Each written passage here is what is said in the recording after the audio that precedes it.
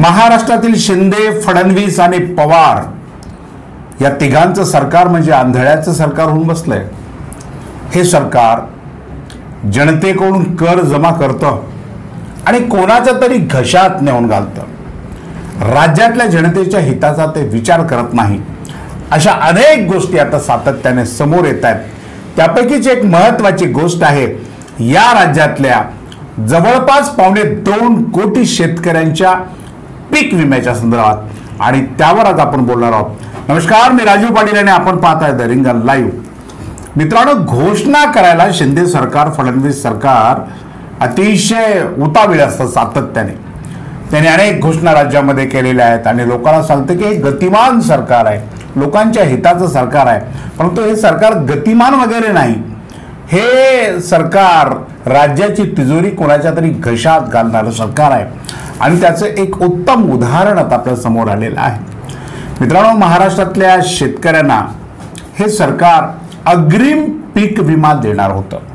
म्हणजे बातमी स्पष्ट आहे, सरकारची घोषणा आहे आणि राज्यातल्या जवळपास 23 जिल्हाधिकाऱ्यांनी अशा पद्धतीची नोटिफिकेशन काढून जनतेला कळवलेलं होतं की जनतेचं, शेतकऱ्यांचं खास करून पिकांचं नुकसान झालेलं आहे आणि पिकांच्या नुकसानीच्या एकूण अंदाजापैकी 25% रक्कम या 23 जिल्ह्यातील शेतकऱ्यांना अदा करण्यात यावी, अशा पद्धतीचं तशी ती अधिसूचना होती आणि प्रत्येक जिल्हाधिकाऱ्यांनी तशी पत्र संबंधित कंपन्यांना, संबंधित मंडळांना, संबंधित यंत्रणांना दिलेली होती।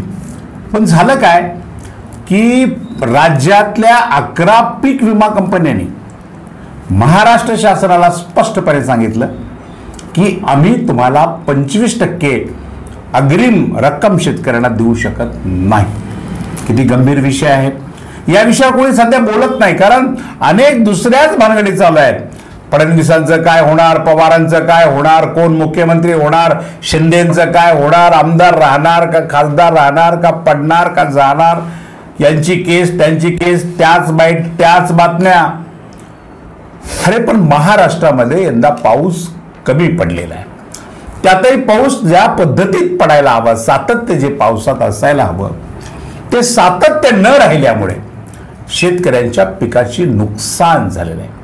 महाराष्ट्रातल्या 1,70,48,963 एवढ्या शेतकऱ्यांनी पीक विमा आपल्या शेतातल्या मालाचा काढलेला आहे।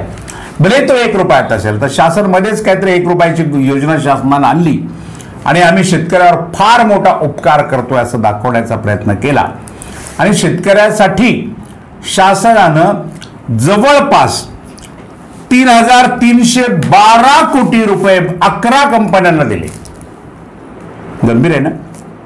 3,312 कोटी रुपये 11 पीक विमा कंपन्यांना दिले आणि त्यांना सांगितलं की आपण शेतकऱ्याचा हा विमा अशा पद्धतीने उतरा आणि जर नुकसान झालं नैसर्गिक आपत्तीनं पिकांचं तर संबंधित शेतकऱ्याला मदत करा। सुरुवातीच्या काळामध्ये थोडासा पाऊस पडला, शेतकऱ्याने पेरणी केली आणि पेरणी केल्यानंतर विविध भागामध्ये म्हणजे महाराष्ट्रामध्ये जी नोंद आपल्याकडे आहे त्या महाराष्ट्रातल्या नोंदीचा विचार केला तर 2,317 महसूल मंडळ आहेत महाराष्ट्रामध्ये। 2,317 महसूल मंडळापैकी 890 महसूल मंडळामध्ये यावेळेला पाऊस पडला नाही। या 890 महसूल मंडळाचे जिल्हे होतात 23 आणि मग या 23 जिल्ह्यामधल्या जिल्हाधिकाऱ्यांनी कंपन्यांना अशा प्रकारचे आदेश काढले की आपण आता अशा पद्धतीचा पीक विमा जो आहे तो 25% शेतकऱ्यांना आता वितरित करा। लोकांना वाटलं 8 दिवसात पैसे येतील, 15 दिवसात पैसे येतील, पण त्याला महिना झाला, सव्वा महिना झाला, आता 1.5 महिना होतोय। परंतु कंपन्यांनी सरकारला स्पष्टपणानं अशा पद्धतीचा पीक विमा देण्यास नकार दिलेला आहे आणि नकार देऊन सुद्धा हे सरकार, शिंदे, फडणवीस आणि पवारांचं सरकार या कंपन्यांवर कसल्याही पद्धतीचा दबाव आज आणू शकत नाही किंवा या कंपन्यांना माझ्या शेतकऱ्यांना पैसे मिळालेच पाहिजेत अशा प्रकारचा आग्रह सुद्धा करू शकत नाही। काय होणार आहे भविष्यामध्ये पीक विम्याचं महाराष्ट्रातल्या शेतकऱ्यांना मिळणार आहेत शेतकऱ्यांना पैसे करणारं हे मदत शेतकऱ्यांना हे सरकार, अतिवृष्टीने ज्यांचं नुकसान झालं त्यांना या सरकारने मदत केली. पाऊस न पडल्यामुळे जे नुकसान होतं, पिकामध्ये जी प्रचंड प्रमाणामध्ये घट झाली आहे, त्याला हे सरकार मदत करत आहे. काय करते सरकार नेमकं? या राज्यातला प्रमुख घटक शेतकरी आहे. या राज्यातल्या प्रमुख, ज्याला आपण ह्या राज्याचं उत्पन्नाचं महत्वाचं साधन आपण ज्याला म्हणतो, ते शेती हे आहे.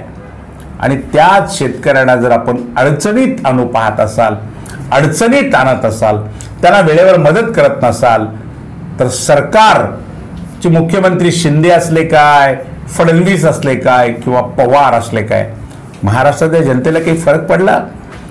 तुमची मदतच जर शेतकऱ्यांना नसेल, तुमचं लक्षच जर सरकारचं शेतकऱ्याकडे नसेल, तर सरकारमध्ये कोण आलं, सरकार किती गतिमान आहे.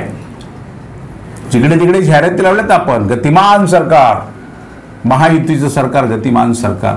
हे गतिमान सरकारला तमाम राज्यातल्या शेतकऱ्यांच्या वतीने प्रश्न आहे की पीक विमा जो 25% तुम्ही अग्रिम देणार होता, ऍडव्हान्स देणार होता, आगाऊ नाही ऍडव्हान्स देणार होता, एकूण नुकसानीच्या 25% तुम्ही आमच्याच नुकसानीच्या 25% आम्हाला देणार होता, त्याचं काय झालं? राज्याच्या तिजोरीतले 3334 कोटी रुपये या 11 कंपन्यांनी लाटले. आणि एवढे सगळे पैसे लाटून या विमा कंपन्या शेतकऱ्याला पैसे द्यायला तयार नाहीत. हे अत्यंत मोठं दुर्दैव आहे. सरकार काय करतंय? एखादा सण वार आणि उत्सवाला की आनंदाचा शिदा, त्याच्यावर 3-3 नेत्यांचे फोटो, त्याच्यावर स्लोगन, त्याच्यावर जाहिराती करून आता दिवाळीला आम्ही आनंदाचा शिदा देणार आहोत, आता पाडव्याच्या सणाला आम्ही आनंदाचा शिदा देणार आहोत, आम्ही अमक्या सणाला. अरे किती दिवस आनंदाच्या शिद्यावर किंवा तुम्ही दिलेल्या किलो, 2 किलो, 3 किलो धान्यावर या राज्यातल्या गरीब जनतेचं पोट आणि प्रपंच चालणार आहे? किती दिवस सण उत्सव चालणार आहे? या शेतकऱ्याला जर तुम्ही मदत करत नसाल, महाराष्ट्राचा जो कणा आहे, मुख्य कणा, त्या शेतकऱ्यांच्या हिताचं जर सरकार काळजी करत नसेल, तर बाकी गोष्टीला काही अर्थ उरणार आहे का?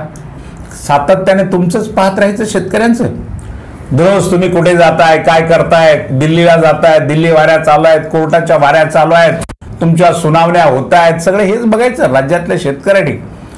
अरे शेतकरी जेव्हा टीव्ही लावतो, शेतकरी जेव्हा एखाद्या युट्यूबवर बातम्या पाहतो, शेतकरी जेव्हा वर्तमानपत्र उघडतो, तेव्हा आशेनं पाहतोय की मायबाप सरकारनं या राज्यातल्या शेतकऱ्यासाठी काही निर्णय आज घेतलाय का?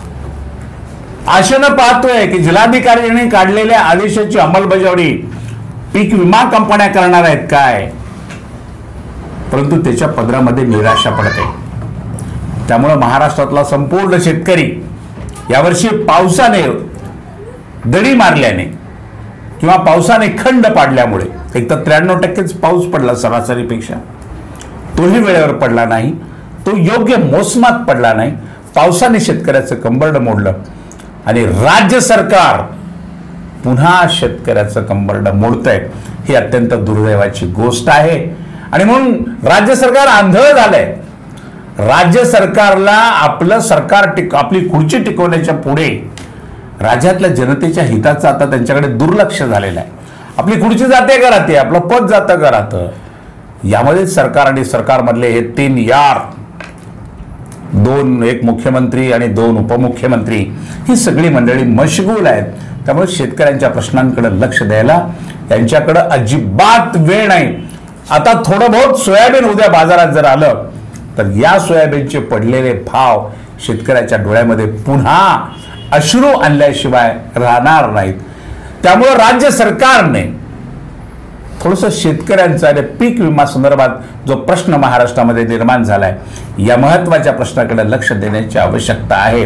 राजकारण करत असताना, राज्याचे प्रश्न सोडवत असताना, राज्याच्या प्रत्येक घटकाकडे डोळसपणे पाहण्याची दृष्टी राज्य सरकारकडे असावी लागते.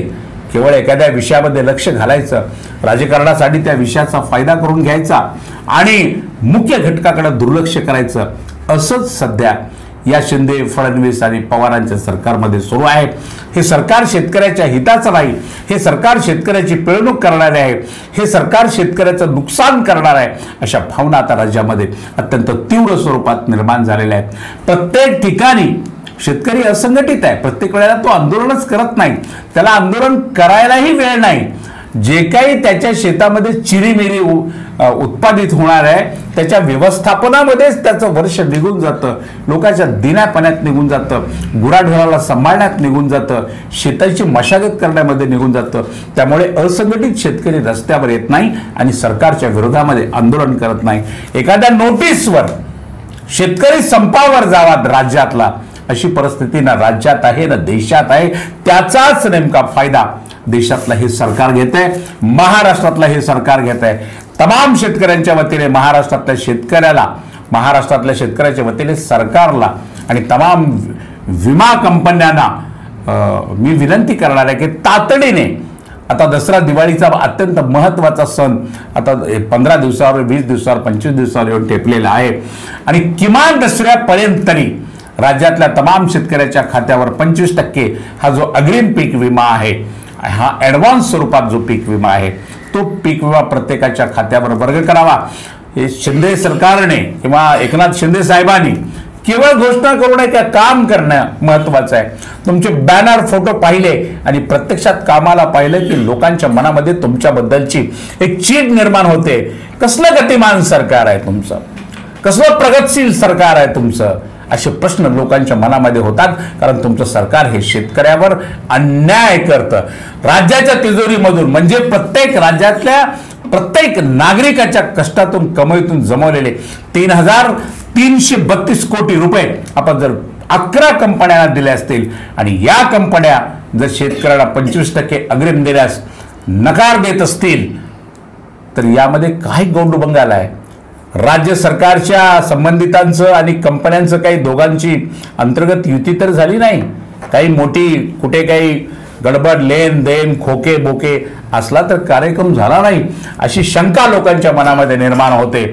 आणि राज्य सरकारकडं महाराष्ट्राच्या या शेतकऱ्यांच्या हितासाठी पीक विम्याचं जे धोरण आहे हे धोरण योग्य नाही. हे धोरणाची पुनर्रचना होण्याची नितांत आवश्यकता आहे. आणि मग विनासायास अगदी निर्णय झाला, सरकारचा आदेश झाला की या कंपन्याने संबंधित शेतकऱ्याच्या खात्यावर अशा पद्धतीची पीक विम्याची रक्कम वर्ग केली पाहिजे, असा कायदा करणं, असं धोरण राबवणं आवश्यक आहे. पण सरकार ठोस धोरण राबवत नाही. सरकार अनेक त्याच्यामध्ये पळवाटा कायम ठेवून धोरण राबवतं, अनेक संशयाला जागा ठेवून धोरण राबवतं, अनेक तडजोडीला संधी ठेवून धोरण राबवतं. त्यामुळे राज्यातल्या शेतकऱ्यांचं नुकसान होतंय. राज्यातल्या शेतकऱ्यांचं जर आपण नुकसान करणार असाल, राज्यातल्या शेतकऱ्यांना जर आपण पीक विमा जो अग्रिम स्वरूपाचा 25% 25% विमा आहे तो जर देणार नसेल तर या राज्यातला शेतकरी तुम्हाला माफ करणार नाही. अवघ्या काही दिवसानंतर 7-8 महिन्यानंतर तुम्हाला निवडणुकीला सामोरं जायचं आहे. अशा वेळी राज्यातला शेतकरी त्यांच्यावर तुम्ही केलेल्या या अन्यायाचा बदला घेतल्याशिवाय नक्कीच राहणार नाही. आज इतकंच. अशाच महत्त्वाच्या प्रश्नावर रोखठोक भाष्य ऐकण्यासाठी पाहत रहा रिंगण लाईव्ह, आवाज महाराष्ट्राचा.